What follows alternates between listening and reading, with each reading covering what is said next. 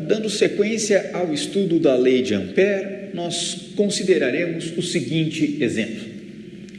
Encontre o campo magnético gerado por uma densidade de corrente superficial e infinita, K igual a um certo valor K na direção do versor I, que flui ao longo do plano XY.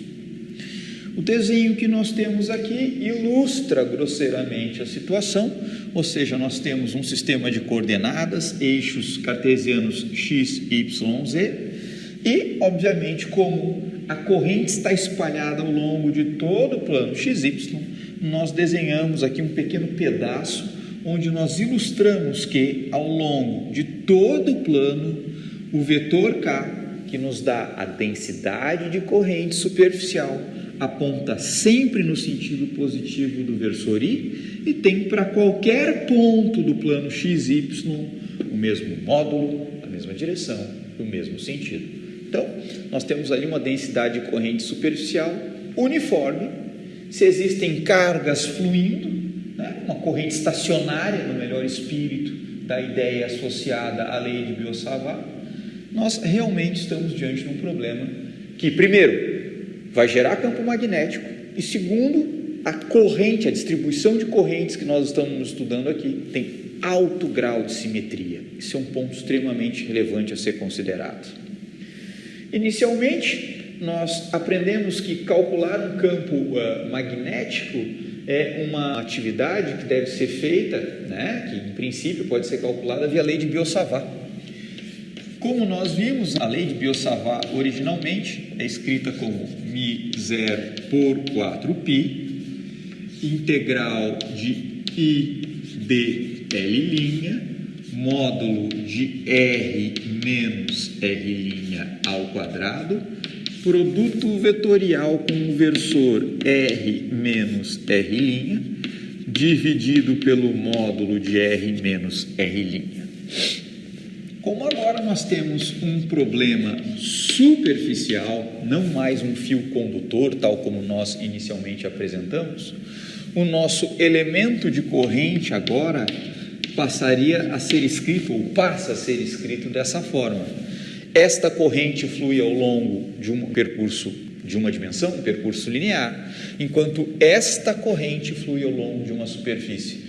Portanto, ao invés de integrar no comprimento onde a corrente está fluindo, nós integramos na superfície onde a corrente existe. É trivial mostrar que a unidade de I dL' é exatamente igual à unidade de K dA'. Então, para esse caso específico, calcular o campo magnético gerado por essa distribuição de corrente, a rigor, envolve a resolução desta integral. μ0 por 4π, integral da densidade de corrente K, integrado ao longo da superfície em que a corrente está fluindo, dividido pelo módulo de R menos R' ao quadrado, produto vetorial com o versor R menos R', dividido pelo seu módulo. Nós vamos deixar esta tarefa exatamente como um exercício para o aluno interessado em aprender mais sobre como aplicar a lei de Biot-Savart.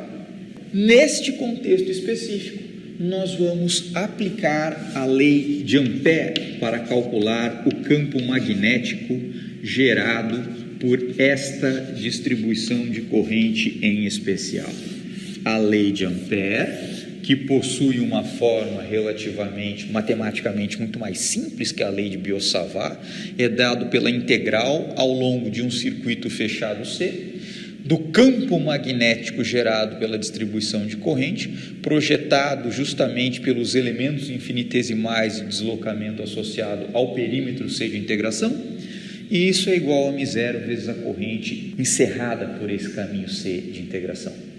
A lei de Ampère é o equivalente no magnetismo da lei de Gauss na eletrostática. Nós usaremos a lei de Ampère para calcular o campo magnético gerado por um plano infinito percorrido por uma densidade de corrente uniforme K. Bem, Se esta equação que vai basear o nosso raciocínio, e se o nosso objetivo é calcular justamente o campo magnético B, o primeiro ponto que nós vamos observar é que o campo magnético está dentro dessa integral de caminho, essa integral de perímetro que aqui se encontra. Não é possível progredir nesse problema se você não for capaz de antemão, dizer para onde aponta o campo B. Então, a primeira pergunta que você deve responder é: para onde aponta o campo B? E por que esta é a primeira pergunta a ser feita? Quem é o caminho C de integração que se encontra aqui? O caminho C de integração é um perímetro que você escolhe esse caminho. Se isso é assim, se você sabe para onde aponta o campo magnético, você vai escolher um caminho de integração que permita fazer esta integração, obviamente, de uma forma razoável e que facilite a determinação do módulo do campo magnético. Primeira pergunta: para onde aponta B? Para responder essa pergunta, nós fatalmente temos que olhar para a distribuição de corrente. E ao olhar para a distribuição de corrente, nós temos que sermos capazes de construir, visualizar como será o campo magnético gerado. Como nós faremos isso? Em primeiro lugar, eu vou colocar aqui um observador exatamente de frente para o plano XY. Se esta é a situação, o que um observador que enxerga o plano XY exatamente de frente para ele deve ver? Aqui está o nosso eixo Y, aqui está o nosso eixo Z, o que este observador enxerga é algo parecido com o que eu estou tentando desenhar aqui. Esta corrente está uniformemente distribuída ao longo do plano XY, de tal forma que, grosseiramente falando, eu posso imaginar que essa corrente distribuída ao longo da superfície são várias correntes lineares, paralelas, todas com a mesma magnitude, na mesma direção e no mesmo sentido, tal como este desenho que aqui está ilustra. Fundamental na sequência do raciocínio é entender que o campo magnético que surgirá no espaço será dado pela superposição dos campos magnéticos gerados por cada uma dessas correntes lineares que formam a minha corrente superficial. Portanto, eu tenho que aprender a somar os campos magnéticos de duas correntes lineares diferentes. Se eu entender como é que o campo magnético de duas correntes, quaisquer aqui da minha distribuição, se somam no espaço, na prática eu entendo como é que todas elas vão justamente se superpor. E aí eu respondo a pergunta que eu estou tentando trabalhar aqui. Para tanto, eu apago esse desenho e eu vou escolher duas correntes lineares que formam essa corrente superficial, de forma a trabalhar com uma visualização simples, mas eficiente. Então, eu pego esta e esta outra corrente superficial aqui. Não há problema nenhum nisso, são simplesmente duas correntes da minha distribuição e é com elas que eu vou tentar visualizar para onde aponta o nosso querido campo magnético. Esta corrente que aqui está, eu vou ilustrá-la com um giz de cor verde. Eu posso imaginar que eu tenho algo muito similar a um fio infinito, através do qual flui uma corrente I. Eu posso, portanto, já que eu conheço o campo magnético de um fio infinito, traçar um círculo de raio R em torno desse fio infinito e desenhar o respectivo campo magnético nos pontos que forem convenientes. Então, viremos até aqui e aqui está o nosso círculo. O que eu vou fazer com este outro fio que aqui está? Eu vou desenhar em torno dele um círculo com o mesmo raio R. Se eu desenhar um círculo com o mesmo raio R, eu sei que o campo magnético gerado por esse fio, já que a corrente é uniforme, a corrente aqui também deve ser I, deve ser tal que ele deve possuir a mesma magnitude que e o campo B gerado justamente por esse outro fio verde. Então, nós temos algo similar a esta situação que eu estou tentando desenhar aqui. Por favor, onde o princípio de superposição se manifestará? Exatamente nos pontos em que esses círculos se cruzam. Vamos desenhar o campo magnético associado a este fio que aqui está. Regra da mão direita, eu garanto que o campo magnético B deve estar nesse sentido em qualquer ponto desse círculo, e exatamente nesse ponto, esse campo magnético apontará neste sentido, porque ele deve ser tangente a este círculo. De forma similar, nesse ponto, este campo deve apontar exatamente neste outro sentido. Se agora eu raciocinar com este outro fio, regra da mão direita, meu dedão estará no sentido da corrente, e eu garanto que esse campo magnético aponta no sentido que eu estou tentando ilustrar. No ponto em que ele se superpõe ao campo magnético do fio verde, ele fatalmente será tangente a esse círculo, tangente a este outro. E agora eu sou capaz de visualizar para onde esse campo magnético, dado pela superposição de dois fios qualquer da minha densidade de corrente superficial, deve apontar. Eu sei somar vetores. Eu garanto que esse campo magnético em lilás tem que ter a mesma magnitude desse campo magnético em verde, porque ambos foram traçados com distâncias similares dos seus respectivos fios. Então eu virei até aqui e eu vou fazer essa soma vetorial. Nós vamos observar que as componentes ao longo do eixo Z desse campo magnético devem se cancelar, simplesmente uma manifestação da boa e velha regra do paralelogramo, e o que nós vamos ter é um campo magnético resultante que fatalmente deverá apontar no sentido negativo do eixo Y. Se eu realizar soma similar exatamente aqui abaixo, nós vamos observar novamente que as componentes paralelas ao eixo Z devem se cancelar, e de forma 100% similar ao que nós obtivemos na parte de cima, nós vamos ter que o campo magnético resultante aponta no sentido positivo do eixo Y.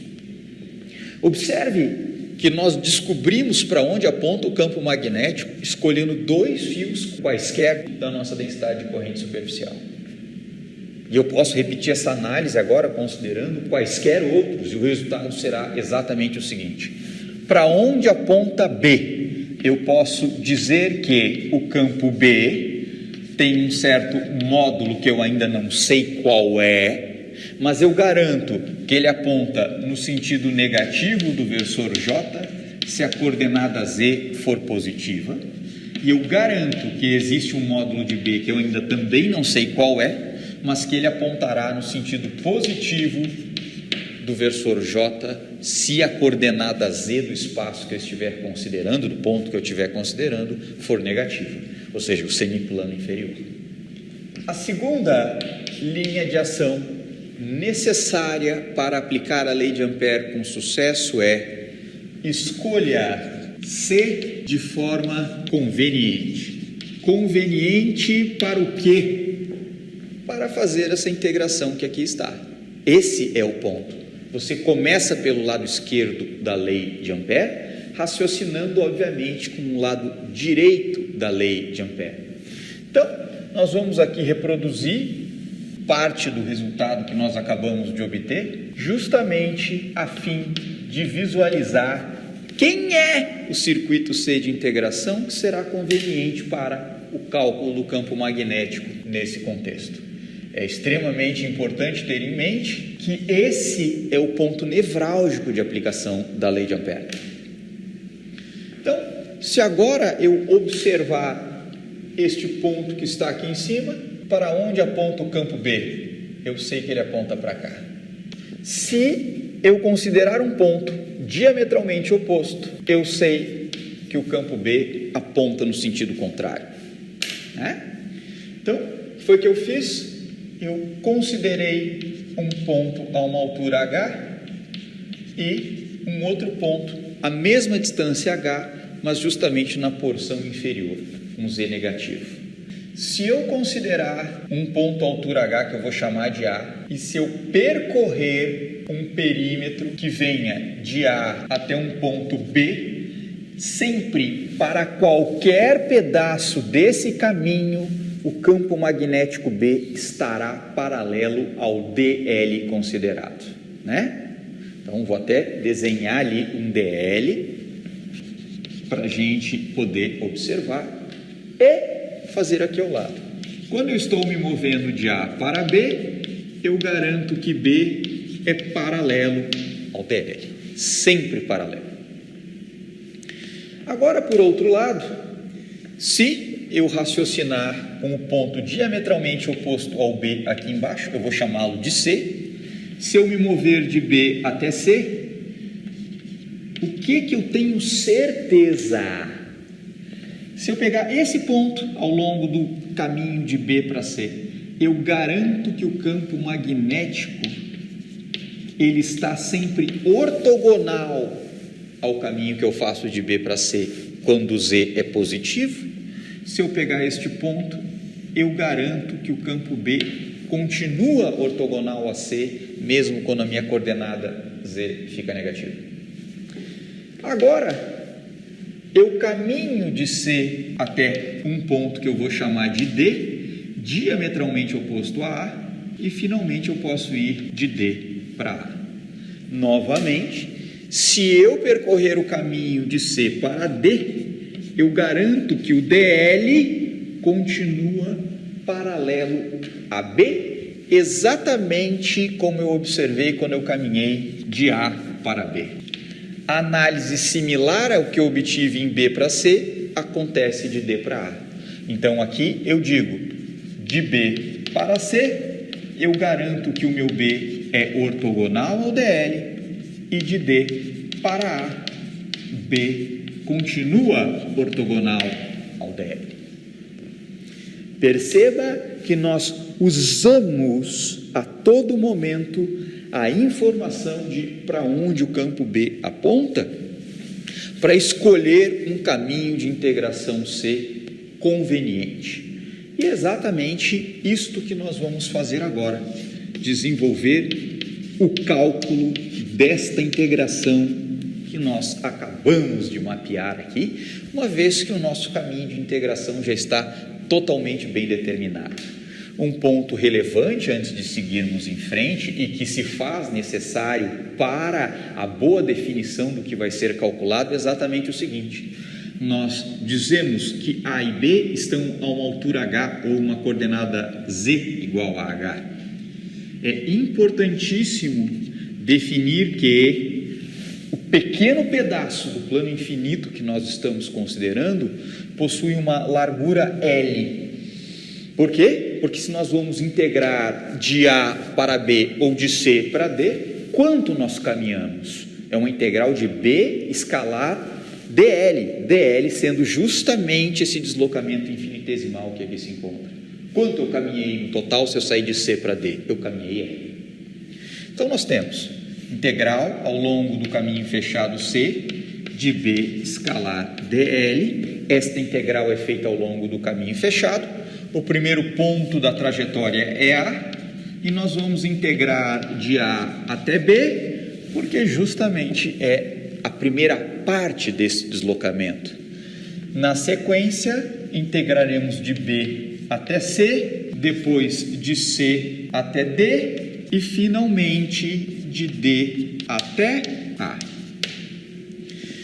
Tal como nós acabamos de observar, de B a C, essa integral deve ir a zero, porque o respectivo campo magnético é ortogonal ao DL. Onde está o nosso DL? Ele está aqui, ó.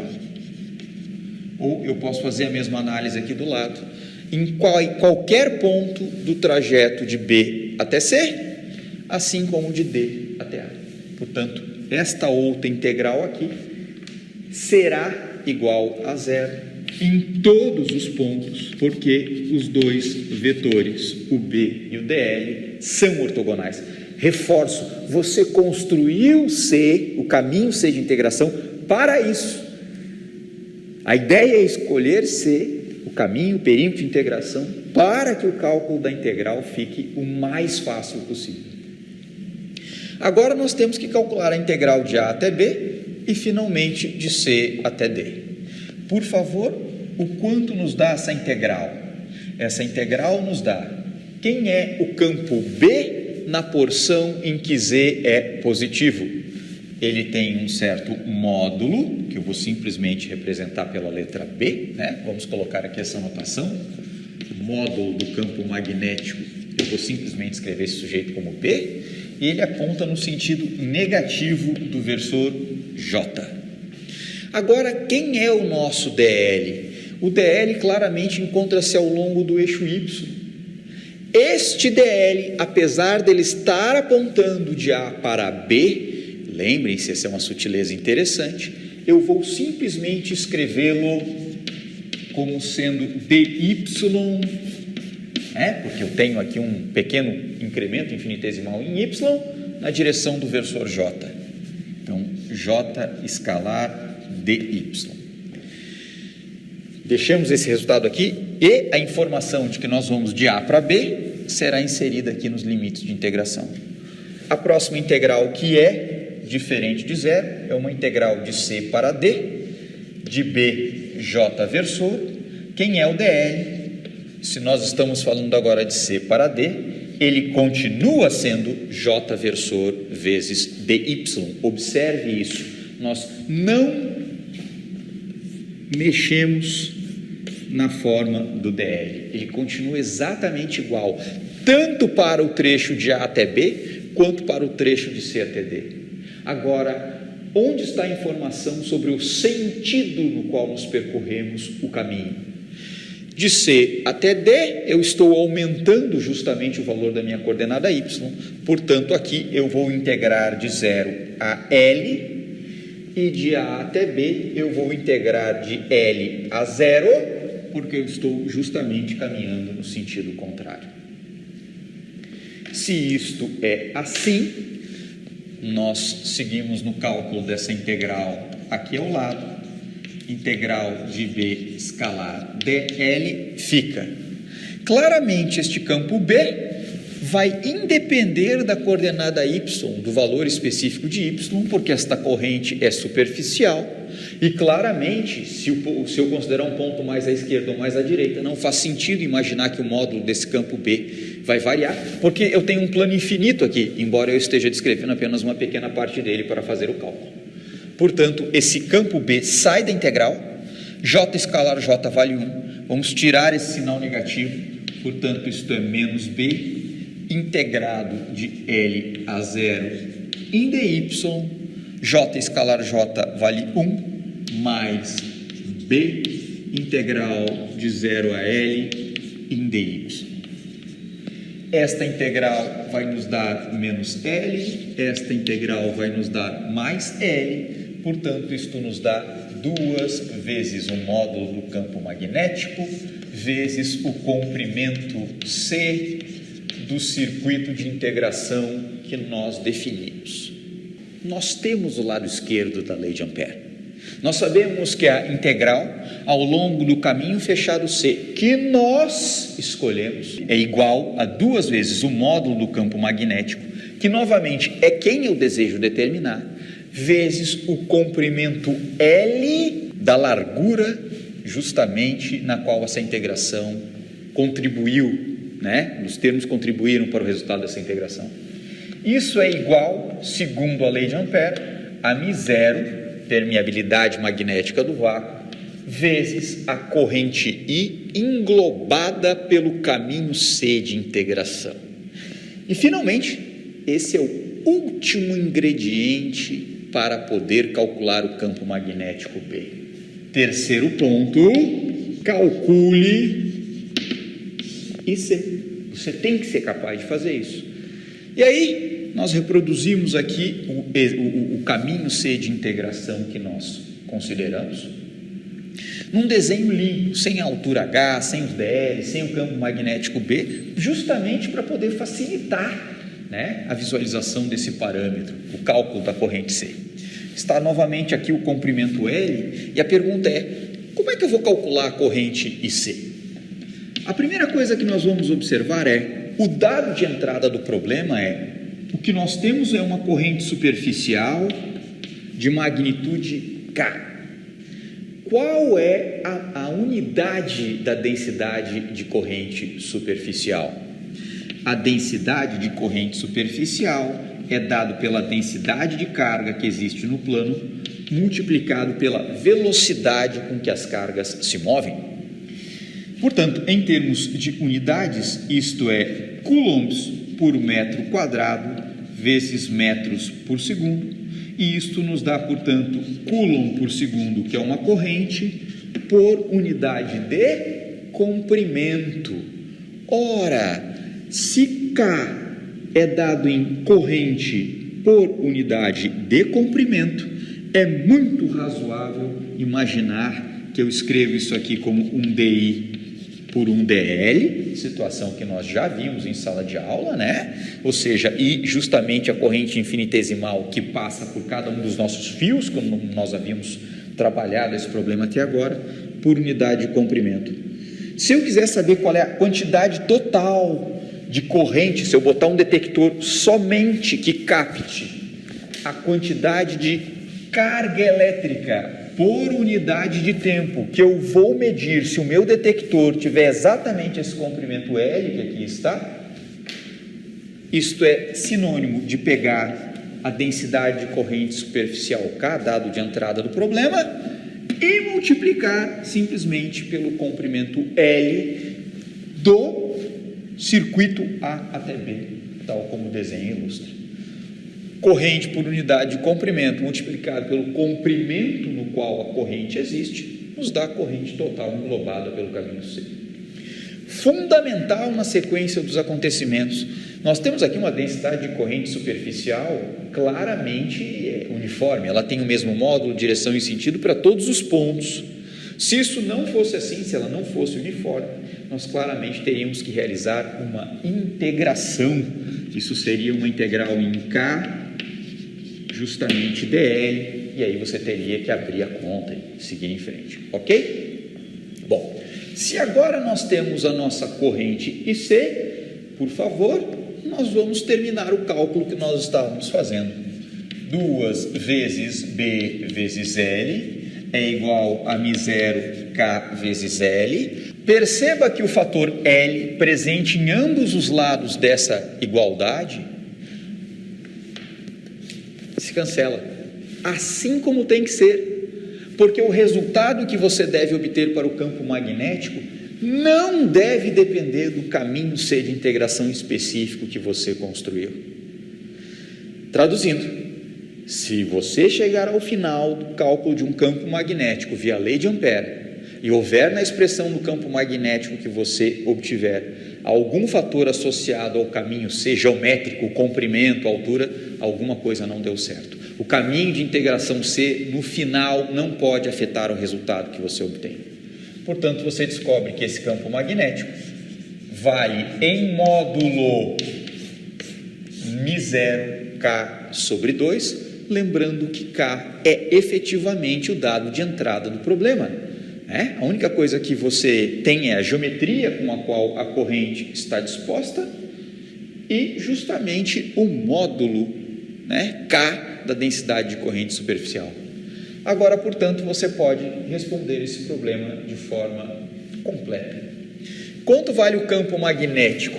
Este campo magnético será igual a μ0 K sobre 2 no sentido negativo do versor J, se a coordenada Z for positiva, e ele será igual a μ0 K sobre 2 no sentido positivo do versor J, se a coordenada Z do ponto que você estiver considerando for justamente negativa.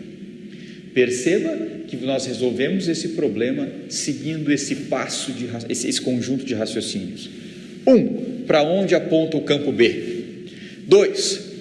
Escolha um caminho C de integração que permita fazer a integração ao lado esquerdo da lei de Ampère de forma conveniente. Terceiro, determine ou calcule a corrente englobada pelo caminho C. E se tudo der certo, você efetivamente vai conseguir calcular o campo magnético gerado pela distribuição de corrente. Observe que a lei de Ampère, ela é sempre válida, mas ela só será útil para calcular campos magnéticos quando a distribuição de corrente considerada tiver alto grau de simetria. Sem o alto grau de simetria, é muito difícil, ou praticamente impossível, na maioria dos casos, determinar para onde o campo B aponta a priori. Vamos agora a um novo exemplo de aplicação da lei de Ampère. Este exemplo é um dos exemplos mais difundidos em qualquer livro-texto de eletromagnetismo, e assim o é porque, como nós veremos, o aparato que nós vamos apresentar agora, ele produz o que se conhece como um campo magnético uniforme. Então, no mesmo espírito que um capacitor de placas paralelas faz, ou seja, entre as placas de um capacitor de placas paralelas, nós obtemos um campo elétrico uniforme. Quando trabalhamos com solenoide, nós obtemos um campo magnético uniforme. Então, convido os senhores a trabalhar com o seguinte problema.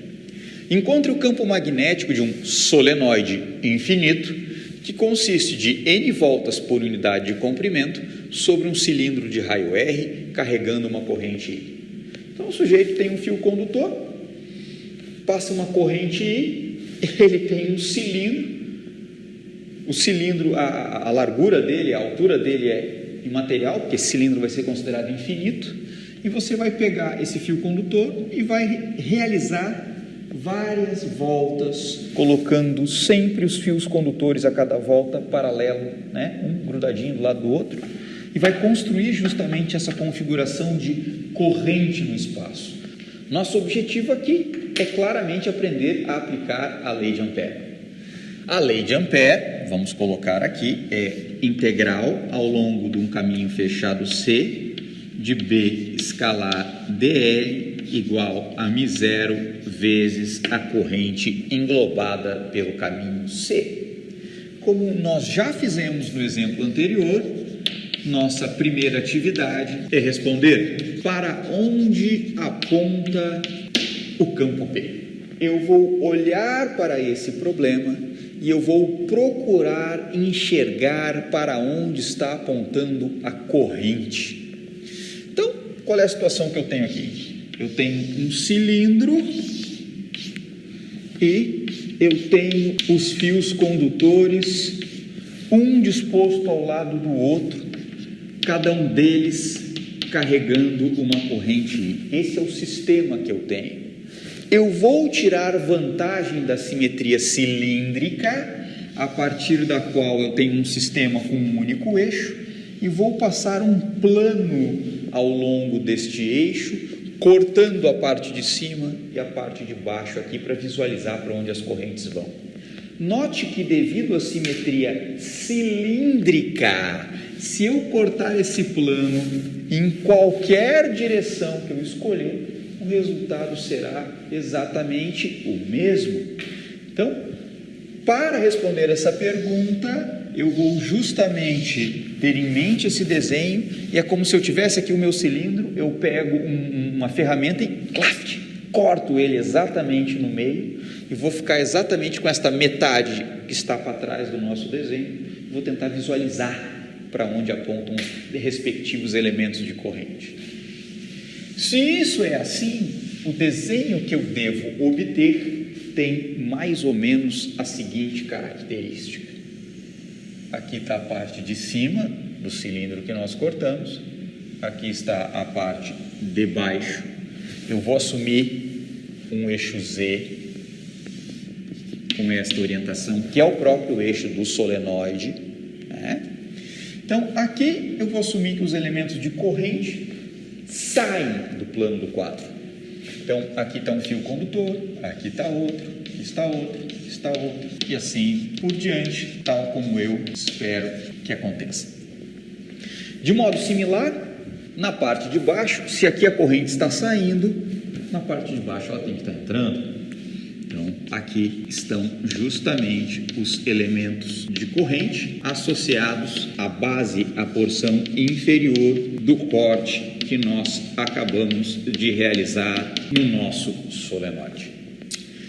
Aí, para poder responder essa pergunta, eu me afasto um pouco do desenho, eu olho para ele e lembro de um exemplo anterior em que nós estudamos justamente como se dispõe no espaço o campo magnético de um plano infinito. Claramente, um solenoide não é um plano infinito. No entanto, na seção reta onde eu realizo esse corte, a disposição de cada um desses fios condutores lembra exatamente a mesma disposição que os fios tinham no exemplo anterior que nós estudamos. Se isto é assim, e lembrando que passa a mesma corrente em cada um desses fios, eu vou usar a regra da mão direita e vou lembrar efetivamente o que nós aprendemos no exemplo anterior. Se este é o sentido da corrente, na parte de cima, que na verdade corresponde à parte de fora do nosso solenoide, o campo magnético gerado por esta porção exclusivamente do solenoide aponta no sentido negativo do eixo Z, enquanto abaixo, regra da mão direita, fatalmente eu vou descobrir que ele aponta no sentido positivo. Essa é a região de dentro do solenoide e essa justamente é a porção de fora do nosso solenoide. Agora, eu uso o princípio de superposição. Eu já sei para onde aponta o campo magnético deste corte dos fios que estão associados à parte superior do corte do meu solenoide. Eu vou fazer raciocínio 100% similar para descobrir para onde vai apontar o campo magnético associado aos elementos de corrente do corte inferior. Regra da mão direita. O que eu observo? Eu observo que esta corrente está entrando no plano do quadro, portanto, o seu campo magnético aponta no sentido negativo do eixo Z. Se eu estiver considerando a porção inferior, que está fora do solenoide, ela está justamente apontando no mesmo sentido do campo gerado pela porção superior dentro do solenoide e fora do mesmo, na porção superior, eu garanto que ele está apontando no mesmo sentido, porque está acima, né, desse corte inferior. Moral da história: quando eu olho esta região do espaço, eu descubro que o campo magnético deve ir a zero, né? Por quê? Porque a superposição dos campos associados aos cortes superior e inferior tem mesma magnitude, mas sentidos contrários.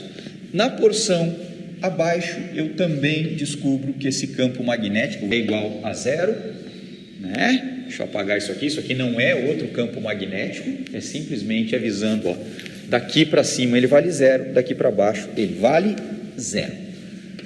E nós teremos campo magnético exclusivamente na região interna do nosso cilindro, ok? Esse é o ponto fundamental. E, tal como manda a pergunta, a conclusão que você tira é que este campo ele tem um certo módulo que eu ainda não sei quanto é, ele aponta no sentido positivo do eixo Z, ok? E isso é dentro do solenoide. Você também pode dizer que ele vale zero fora do solenoide. Então, esta é a resposta que nós podemos oferecer para a primeira pergunta necessária para a boa aplicação da lei de Ampère. Agora que nós sabemos para onde aponta o campo magnético, conforme manda o script, escolha caminho C de integração conveniente. A síntese da situação que nós temos ali, né, sintetizada nesta equação que aqui está, é simples. Fora do solenoide, eu espero, por interferência destrutiva, que o campo magnético vá a zero. Esse campo magnético é fatalmente diferente de zero, exclusivamente dentro do solenoide, e ele aponta no sentido positivo do eixo que nós arbitramos como sendo o eixo Z e o seu sentido positivo. Bom, se isso é assim, eu agora vou escolher um caminho C de integração conveniente. Que caminho é esse? Eu já sei que o campo magnético aponta somente para lá. Então, eu vou escolher aqui um ponto que eu vou chamar de A e eu vou percorrê-lo paralelo a B até um outro ponto que eu vou chamar de B. Se isto assim for feito, eu garanto que o DL, os deslocamentos infinitesimais realizados entre A e B, terão sempre a particularidade de serem paralelos ao campo B. Então, de A até B, eu garanto que B é paralelo ao DL, sempre. De forma similar, se eu agora caminhar perpendicular ao eixo Z, ou se eu sair de B e for até um ponto C fora do solenoide, né? Se eu caminhar de B até C, eu garanto, eu tenho certeza, se eu pegar esse pequeno pedacinho aqui eu tenho um DL e eu garanto que o campo B continua apontando no sentido positivo do eixo Z. Eu tenho certeza que ao longo desse trecho B é perpendicular ao DL. De forma similar, quando eu estiver fora do solenoide, eu nem desenho o B, porque eu já sei que lá fora ele é zero.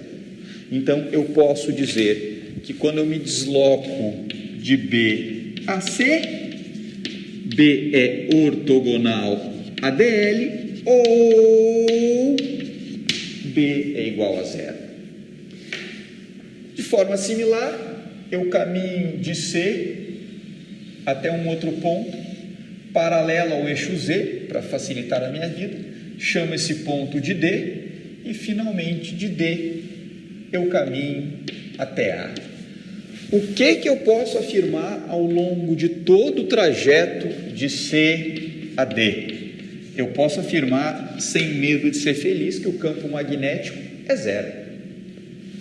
E finalmente, quando eu estiver me movendo de D até A, nós vamos encontrar situação similar ao que nós obtivemos quando nos movimentamos de B até C. Novamente, nós temos aqui um DL, aqui um DL, fora do solenoide, dentro do solenoide. Neste caso, novamente, o campo B será ortogonal ao DL se você estiver dentro do solenoide. Se estiver fora, ele é zero. Você vai escrever de D até A, B é ortogonal a DL ou B é igual a zero. Agora está relativamente trivial fazer essa conta. Nós vamos novamente a exemplo do que nós fizemos no caso do nosso primeiro exemplo. Simplesmente atribuir a esse deslocamento na região do solenoide um certo comprimento L, né? Porque o caminho C de integração tem que ter alguma característica geométrica, e no caso é esse comprimento que nós temos. Portanto, a integração a ser feita é integral de B escalar DL ao longo do caminho fechado C igual integral de A até B, de B escalar DL, mais uma integral de B até C, de B escalar DL, mais uma integral de C até D, de B escalar DL, mais uma integral de D até A, de B escalar DL.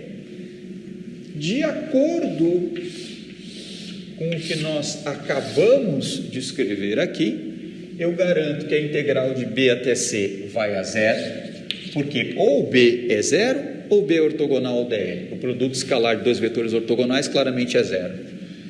A mesma coisa vale de D para A, e no trecho de C para D, certamente essa integral tem que ser zero, porque o campo magnético é zero ao longo de todo o deslocamento de C para D.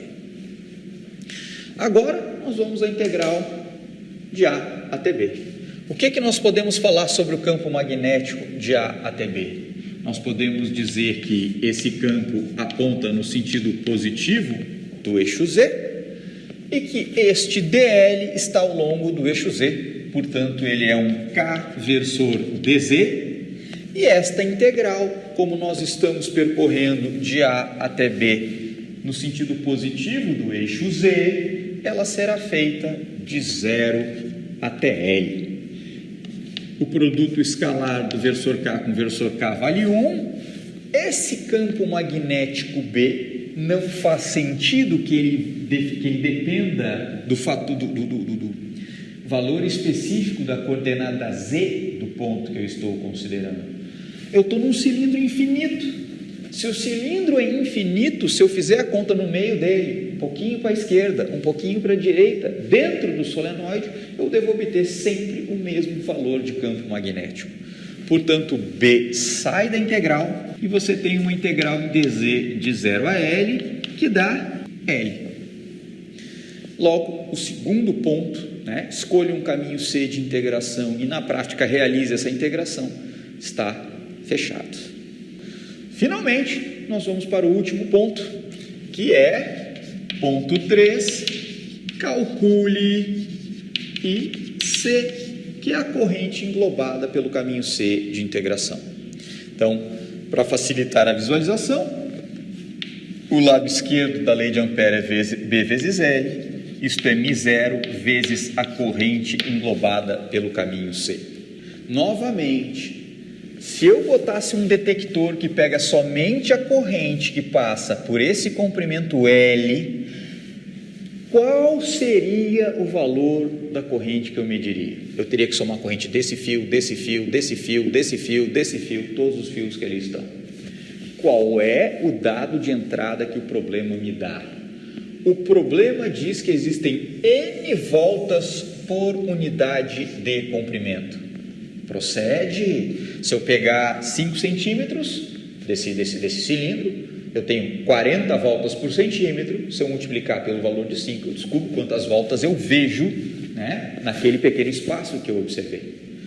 Portanto, se eu tiver N, que é um número de voltas por unidade de comprimento, e multiplicar pelo comprimento que eu estou observando específico, o pedaço específico lá do meu solenoide, eu obtenho o número de voltas presente exatamente dentro desse comprimento L que eu tenho. Cada volta corresponde a um fio no qual passa uma corrente I. Portanto, a corrente englobada pelo caminho C é N vezes L vezes a corrente I que cada fio transporta. Se isso é assim, nós chegamos finalmente na expressão associada ao campo magnético do nosso solenoide. B vezes L é igual a μ0, número de voltas por unidade de comprimento, vezes o comprimento específico do caminho C de integração, que contribui para a corrente, vezes a corrente I de cada fio. Novamente, observe que a característica geométrica do caminho C de integração desaparece da resposta final, porque ele aparece ao lado esquerdo e ao lado direito desta igualdade. Portanto, o campo magnético B possui a magnitude dada por μ0, a permeabilidade magnética do vácuo, supondo, obviamente, que nós não temos nenhum meio material preenchendo a região interna do nosso cilindro, do nosso solenoide, N, que é o número de voltas por unidade de comprimento, vezes a corrente que passa em cada fio. Portanto, a resposta final para esse problema, nós vamos escrever aqui, é simplesmente B igual a μ0, N vezes I, K versor, dentro do solenoide, e ele vale 0 fora do solenoide. Agora, nós vamos estudar uma das aplicações mais clássicas da lei de Ampère, que você encontrará em muitos livros textos, e de fato é um exemplo extremamente interessante que encontra aplicação em engenharia. Consideremos o seguinte problema. Considere uma linha de transmissão coaxial com uma corrente I uniformemente distribuída no condutor central e menos I no condutor externo. Então, nós temos aqui um desenho que ilustra a situação. Nós temos um condutor interno de raio A, pelo qual flui uma corrente I, neste sentido indicado na figura, você tem então um outro cabo com o mesmo eixo, por isso a notação coaxial, a expressão coaxial, e este cabo externo é um cabo oco, porque existe o cabo interno dentro dele, e ele tem um raio interno B e um raio externo C. Segundo o enunciado, a corrente aqui vale menos I, o que na prática significa que ela está fluindo justamente com um sentido contrário ao que se observa no condutor interno. Dada essa configuração de correntes fluindo com esta geometria, determine B, ou seja, o campo magnético, em função da distância radial S ao eixo do cabo. Então, claramente, sem grandes esforços, aqui está o ponto central. A partir dele, nós vamos assumir que existe um eixo Z, e, para ser coerente com a notação que nós utilizamos aqui, a ideia de que a corrente flui no sentido positivo, nós orientamos o eixo Z no seu sentido positivo, no mesmo sentido da corrente, né? Nosso objetivo é determinar o campo magnético B como função da distância radial. Então, o nosso desenho nos convida a raciocinar da seguinte forma: qual é a primeira região que eu devo me ocupar? Aquela que se encontra dentro do cabo interno. Eu vou ter uma distância radial S menor do que o raio A no cabo interno. A próxima região onde eu vou estudar esse campo magnético é a região que existe entre este cabo interno e o raio interno da casca externa, ou em outras palavras, entre A e B. Então, a coordenada radial S está entre A e B. Finalmente, eu vou considerar o campo magnético que existe na região entre B e C, ou seja, o campo magnético que eu vou detectar, que vai atuar dentro desse cabo externo. E, finalmente, eu chego no raio C e, a partir dele, eu estou totalmente fora do cabo. Então, S maior do que C. Observe que esse problema vai exigir que eu raciocine com várias distâncias radiais e, em certo sentido, o desafio deste problema não é a determinação do perímetro de integração, do caminho de integração, e sim da corrente englobada. Eu acho que esse é o ponto fundamental que essa aplicação da lei de Ampère nos ensina a raciocinar. Bem, vamos começar então o desenvolvimento do problema propriamente dito. Vamos começar trabalhando com a primeira região, S menor do que A. A primeira providência que nós vamos tomar é desenhar o problema. E para desenhar o problema, eu vou justamente adotar um referencial que vai enxergar o problema no sentido positivo do eixo Z, como se o eixo Z estivesse entrando nos meus olhos. Para um sujeito que enxerga o sistema com esta configuração, aqui está o eixo Z saindo do plano do quadro, o sujeito fatalmente enxerga a corrente associada a esse cabo interno no mesmo sentido positivo do eixo Z, e você já sabe justamente que a partir do eixo Z, aqui você tem um raio A. O que nós queremos é aplicar esta equação. Integral de B escalar dl de um caminho C de integração fechado é igual a μ0 vezes a corrente englobada pelo caminho C. Parece muito razoável. Regra da mão direita, nós sabemos que esse campo magnético está justamente atuando nesse sentido.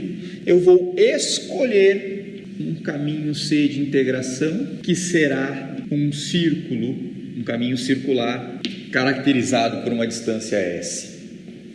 O que eu posso afirmar sobre o campo magnético gerado por essa distribuição de corrente ao longo desse caminho C de integração? Como o campo magnético circula a corrente, para qualquer ponto eu terei o dl e fatalmente o campo magnético gerado pela corrente englobada pelo caminho C estará paralelo ao DL para qualquer ponto deste caminho C de integração. Isso significa que o lado esquerdo da lei de Ampère, integral ao longo do caminho fechado C, de B escalar DL, será dado por... Como para cá está o meu eixo Z, eu posso afirmar que para esse caminho que aqui está, o campo magnético aponta no sentido positivo do versor φ. Estamos usando aqui coordenadas cilíndricas. E que este DL que aqui está, dado que nós estamos trabalhando com um caminho caracterizado por um raio S, ele é dado por um S de φ na direção de φ versor. Portanto, essa integração, se eu fizer o produto escalar φ vai me dar 1. B sai dessa integral, o S também sai, integral em dφ de 0 a 2π, isso nos dá o trivial resultado 2πs vezes B. Nosso desafio agora é justamente calcular a corrente englobada pelo caminho C de integração. Você vai descobrir que essa corrente, a rigor, ela é dada por essa quantidade aqui, ó, J escalar dA. E, obviamente, eu vou tomar o cuidado, eu estou integrando isso aqui numa superfície, eu vou denotar a integração como sendo realizada ao longo da superfície associada ao caminho C de integração. Quem é J? J é a corrente por unidade de área. J é a densidade volumétrica de corrente. Eu vou pegar aqui um giz de cor azul para ilustrar que é justamente essa região do espaço onde nós vamos integrar. Por favor, observe. Quem é J nessa equação? No cabo interno, nós temos uma corrente I distribuída ao longo de uma área igual a πa ao quadrado e que flui no sentido positivo do versor K. A densidade de corrente poderia variar com a distância radial. Eu poderia ter muito mais corrente fluindo na região interna do cabo do que na região externa. Não é esse o caso. Finalmente, quem é este diferencial de área? Se eu observar agora exatamente essa configuração que nós temos aqui, aqui está o nosso caminho C, aqui está o eixo Z, este diferencial de área está aqui, ó. Eu vou pegar um ponto da área, esse ponto se encontra a uma distância S, a partir dele eu caminho um ds, um diferencial de comprimento, daqui para cá eu descrevo um arco que vale S de φ e construo, portanto, o nosso diferencial de área, que se encontra exatamente em achurado. Este diferencial de área será dado por ds vezes esse outro arco S de φ. Como estamos percorrendo o caminho de integração no sentido anti-horário, pelo qual nós estamos vendo, o versor que caracteriza este sujeito aponta no sentido positivo do versor K.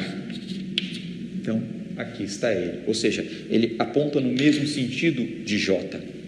Logo, isto é uma integral ao longo da superfície definida pelo contorno C, de I por πa ao quadrado K, produto escalar com K. Se você abrir esse termo, ele fica S ds de φ. Isto aqui vem do diferencial de área. Então, nós continuamos esse cálculo, vou continuar aqui. Isto é igual a I por π ao quadrado, sai da integral. K, escalar K vai me dar 1. Nós teremos aqui uma integral em dφ, uma integral em S ds. Claramente, para varrer toda a superfície, esse termo que eu estou desenhando aqui é esta região aqui, né? Então, o que nós temos? Φ varia de 0 a 2π. No caso, eu saí de 0, cheguei num certo S. Se eu quiser varrer a superfície inteira, eu vou sair de 0 até chegar ao S. Portanto, o resultado dessa integração vale I por π a ao quadrado, a integral em dφ vale 2π, esta integral vale s ao quadrado sobre 2 de 0 a s, e portanto vai dar exatamente s ao quadrado sobre 2.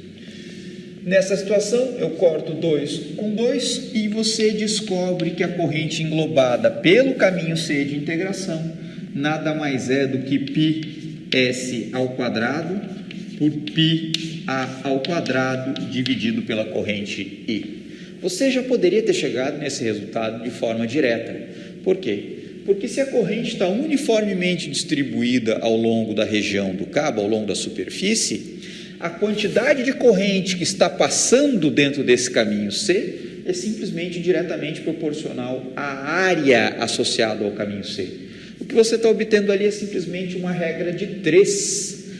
Se eu tenho uma área de πa ao quadrado, flui uma corrente I. Se eu trabalhar com uma área de πs ao quadrado, flui uma corrente igual à corrente englobada pelo caminho C. Se você desenvolver a regra de 3, você chega nesse resultado.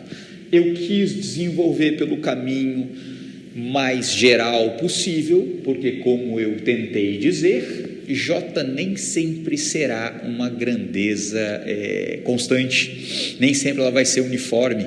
E, se ela não for uniforme, ela vai depender de S, por exemplo, ou de φ, e, portanto, não pode ser retirada da integral, ela vai estar dentro da integral e você tem que prestar atenção neste detalhe. Ora, se isso é assim, nós agora seguimos no cálculo do campo magnético nessa região do espaço.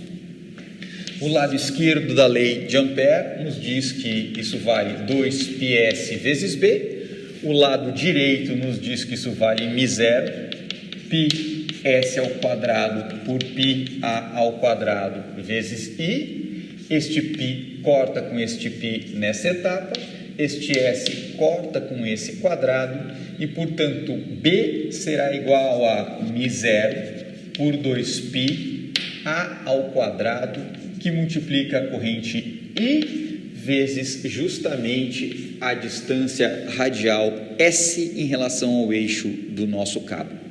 Logo, o campo magnético B vale μ0I por 2πa, e agora eu vou escrever assim, para facilitar a visualização do resultado.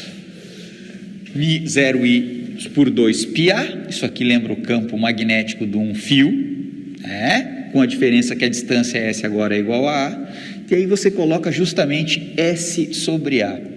Se S é um comprimento, e lembrando justamente que esse é o resultado entre S igual a 0 e S igual a A, o que você está descobrindo?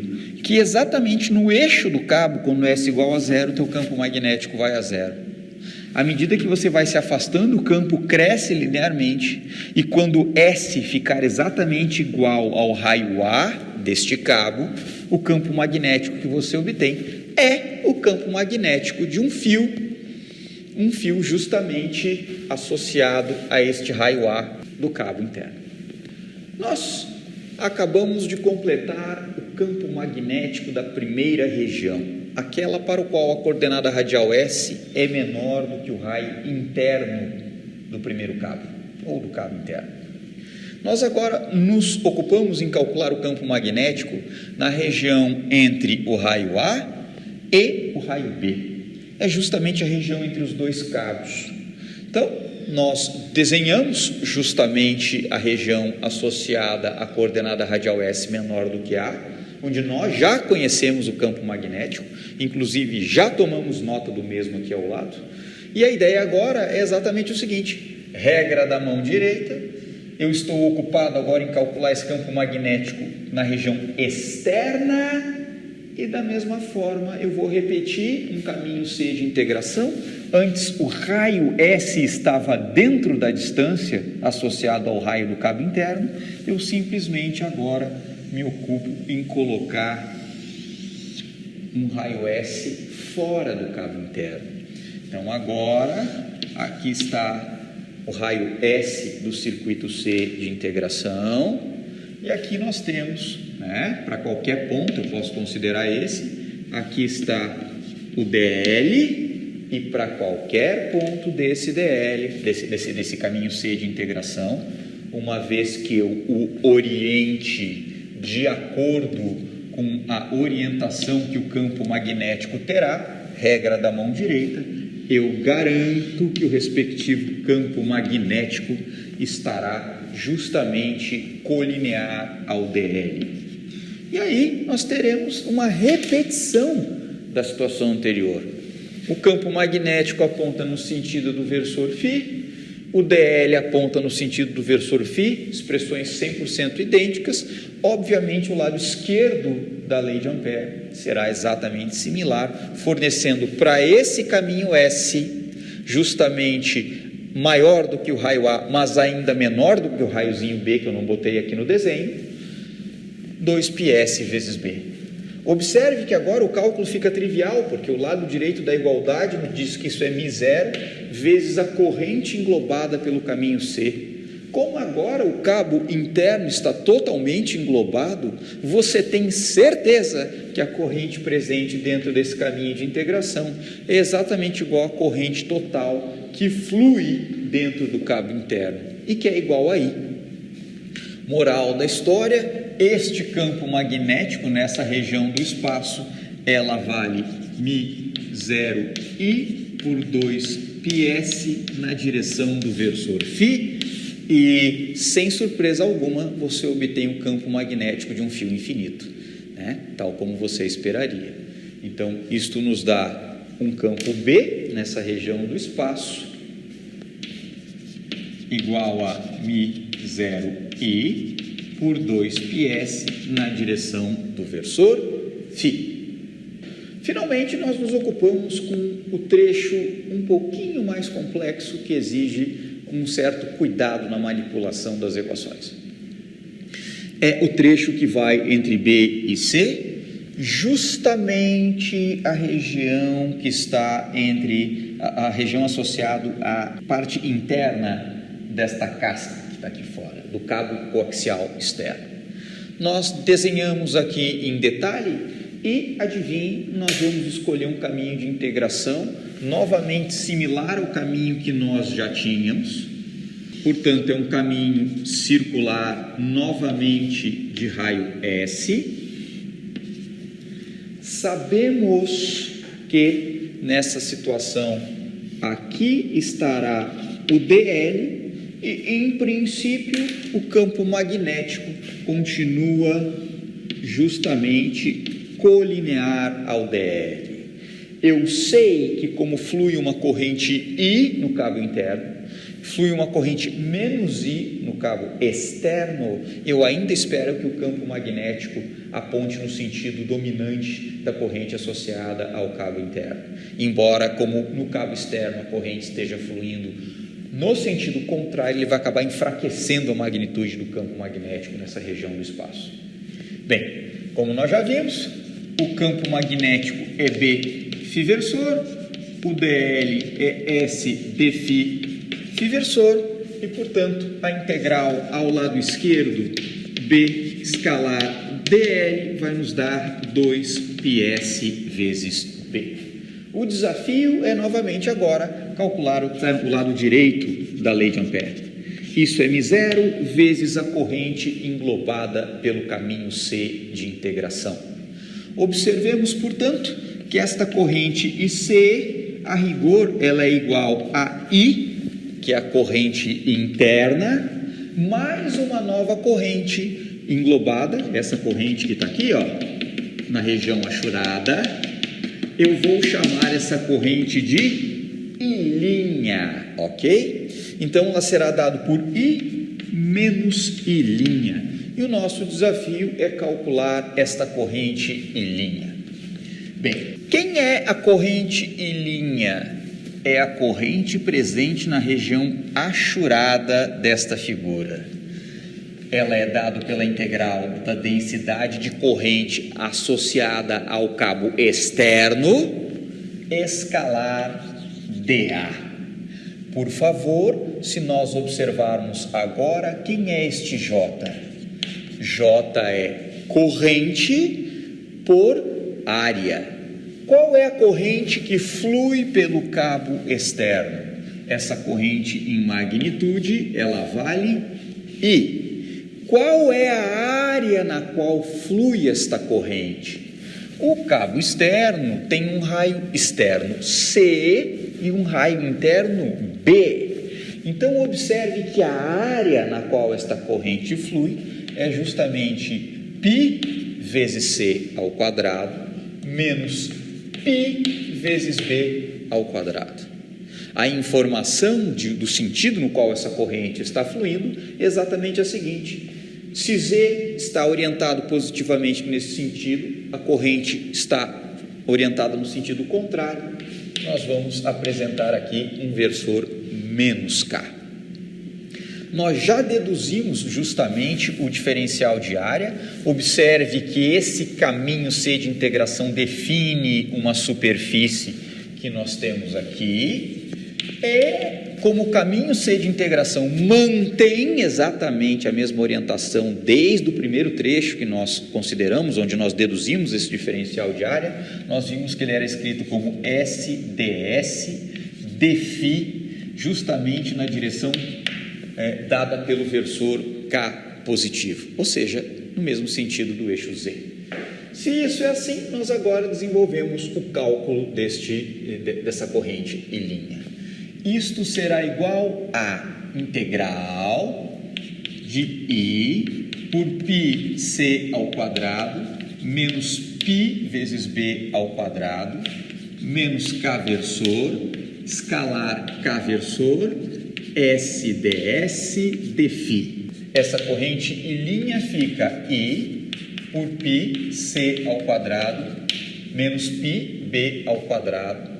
K escalar K terá um sinal negativo, nós vamos incorporá-lo aqui, integral em dφ, integral em SDS. A integral em φ, para poder cobrir toda a corrente que está fluindo por esse cabo externo, variará de 0 até 2π. Agora, esse intervalo de integração na coordenada radial, ele exige algum cuidado. Observe que a sua densidade de corrente para o cabo externo começa em B, e neste caso, como estamos interessados na corrente englobada pelo caminho C de integração, ela deve acabar em S. Então, essa integral ela vai de B até S. Como esta integral ela vai nos dar S ao quadrado sobre 2, essa corrente e linha vale menos I por π C ao quadrado menos π B ao quadrado. Daqui nós teremos 2 que corta com esse sujeito. Isso aqui vai nos dar π, que multiplica S ao quadrado, menos B ao quadrado. Logo, esta corrente e linha vale menos I por π S ao quadrado menos B ao quadrado, por π C ao quadrado menos B ao quadrado, e este π corta. Observe, por favor, na verdade eu coloquei aqui um sinal de menos, o correto é botar um sinal de mais, porque justamente na construção do vetor J, eu acabei incorporando novamente o sentido da corrente. Então, se eu boto o sentido da corrente aqui e boto ele de novo aqui, os dois vão se cancelar, isso não faz sentido físico. Além disso, ao inserir esta corrente e linha nessa equação, ela tem que entrar com um sinal contrário ao sinal que entrou a corrente I, porque as duas têm sentidos contrários. Então, por favor, desconsidere, quando eu coloquei aqui justamente esse primeiro sinal, ele deveria ter sido escrito positivamente e eu não deveria ter botado o sinal aqui, mas assim fica mais interessante de enxergar e mais fácil de visualizar, na minha humilde opinião. Bom, que teste eu tenho que fazer aqui? Quando S for igual a B, justamente quando esta distância radial associado a este circuito de integração, quando S for igual a B, esta área achurada correspondente à corrente vai a zero. Portanto, eu não devo ver corrente alguma no cabo externo. O que está acontecendo aqui? Quando S igual a B, esse numerador vai a zero, a minha corrente e linha vai a zero. S igual a B implica que I' vai a zero, Correto. Quando o meu raio S ficar exatamente igual a C, você terá a situação na qual você englobou totalmente a corrente externa. Se você englobou totalmente a corrente externa, a sua corrente linha tem que ser igual a menos I.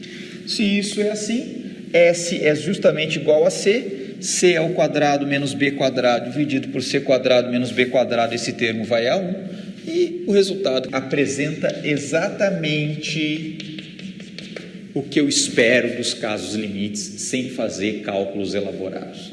Agora, então, eu tenho condições de calcular o campo magnético B nessa região do espaço. Agora, finalmente, nós calculamos esse campo magnético. O que nos diz o lado esquerdo da lei de Ampère? 2πs vezes B é igual a μ0, que multiplica a seguinte corrente. I mais I' vale menos I, S ao quadrado menos B ao quadrado por C quadrado menos B quadrado. Fechamos chaves. Eu vou ajeitar agora essa expressão para deixá-la mais simpática, para obter a expressão para o campo B. A primeira coisa que eu vou fazer é puxar essa corrente I em evidência na expressão. O que sobra dentro das chaves é 1 menos S ao quadrado menos B ao quadrado por C ao quadrado menos B ao quadrado. Nós agora encontramos uma situação em que nós podemos escrever B igual a μ0I por 2πs, né? Eu simplesmente peguei esse termo e passei ao lado esquerdo, lado direito, desculpe, da igualdade. Que campo magnético é esse? É justamente o campo gerado nesse ponto por esse fio interno que está aqui. Ele gera um campo μ0I por 2πs. O que sobra dentro das chaves funciona como um fator de amortecimento, porque claramente, se nós levarmos esse raio S além do raio C, a corrente total englobada deve ir a zero, e por isso eu espero que o campo magnético fora do cabo coaxial vá a zero. Se isso é assim, eu vou ajeitar essa expressão. Eu vou tirar botar elas no mesmo denominador. Então, isto fica C ao quadrado menos B ao quadrado. Esse termo, que é 1, deve ser escrito como C quadrado menos B ao quadrado menos S ao quadrado menos B ao quadrado. Esse fator menos B quadrado cancelará com este. E esse campo magnético agora fica μ0I por 2πs vezes C ao quadrado menos S ao quadrado por C ao quadrado menos B ao quadrado. Ok? Obviamente, se eu quiser incorporar o caráter vetorial, eu multiplico pelo versor φ à direita, eu boto aqui uma flecha, eu obtive o campo magnético justamente na região dentro desse cabo externo. Chegamos finalmente ao cálculo da região externa ao cabo. Coordenada S maior do que o raio C. Adivinha? Nós vamos repetir o mesmo caminho de integração, né? Um círculo de raio S com um raio, obviamente, maior do que o raio C.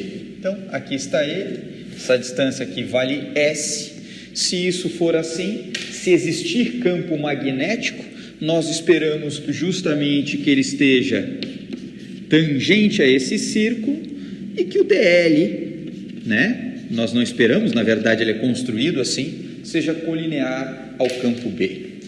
Mantém-se, portanto, as duas expressões originais com as quais nós já vínhamos trabalhando e concluímos, portanto, que ao longo deste novo caminho C de integração, B escalar DL será novamente 2πs vezes B. Agora, quanto vale a corrente englobada pelo caminho C? A corrente interna vale mais I, a corrente externa, presente aqui agora na região anchorada, que engloba todo o cabo externo, vai valer menos I, e portanto esta corrente vale justamente zero. Por favor, o que nos diz essa igualdade? 2πs vezes B igual a zero. O 2 e o π fatalmente não são nulos. O raio S, que aqui está, também não é nulo. A única forma de satisfazer essa igualdade é justamente entendendo que nessas condições, quando o cabo interno tem uma corrente I, o cabo externo uma corrente também de magnitude I, mas fluindo no sentido contrário, o campo magnético na região exterior ao cabo irá a zero. Portanto, nós acabamos de completar o problema. Nós conhecemos o campo magnético ao longo de toda a distância radial até o eixo do cabo, e fica como exercício justamente para os alunos plotar o esboço, fazer um gráfico do esboço da magnitude desse campo magnético B em função da distância radial S. Por que isso é importante? Porque S é zero, ele pode valer A, ele pode valer B, ele pode valer C e ir além. Já sabemos que numa dada região ele cresce linearmente, depois eu espero que ele seja amortizado dentro justamente, caindo como 1 sobre S nessa região intermediária, depois ele deve ir a zero na superfície. Agora, qual é a forma específica? É justamente algo que a gente deixa como exercício para o aluno que deseja visualizar como é que esse campo se comporta à medida que você se afasta do eixo do cabo coaxial.